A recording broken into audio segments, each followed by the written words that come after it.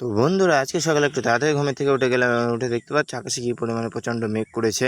মনে হচ্ছে এক্ষুনি বৃষ্টি আসবে। তারপরে বাড়ি আসলাম, এসে যে আমাদের পায়রা ছিল তাই খেতে দিলাম, কারণ এখন বর্ষাকাল, মাঠে খাবার নেই, তার জন্য এদের খেতে দিতে হয়। এদের দেখতে পাচ্ছেন আমাদের পটল ভুঁই, এখানে এই যে গর্ত মতো রয়েছে, এটা আমি কোদাল দিয়ে মাটি কেটে কেটে ভরাট করছিলাম, কারণ বৃষ্টির জলে কতটা হয়েছে, আমাদের ভুঁই থেকে নিচের জমিতে জল যাচ্ছিলো এবং তাদের জিনিসপত্র ক্ষতি হচ্ছিলো, তার জন্য এটা ভরাট করতে আসলাম আর কি। এই যে দেখতে পাচ্ছেন গাছের পাতা কি নড়ছে এবং আকাশে কত মেঘ করেছে। ভাবলাম হয়তো এক্ষুনি বৃষ্টি আসবে, তাই আমি দেরি না করে চলে গেলাম কম্পিউটার ক্লাস করতে, কারণ আজকে আমার কম্পিউটার ক্লাস ছিল। আর এর মধ্যে আমি কম্পিউটার ক্লাসে চলেও এসেছি। এই যে দেখতে পাচ্ছেন আমি কম্পিউটার চালাচ্ছিলাম, আর আমার পাশে আমার একটা বন্ধুও ছিল, আরও অনেক কম্পিউটার চালু ছিল, আর এই যে আরও ক্লাসমেট ছিল আর কি, স্যার ছিল।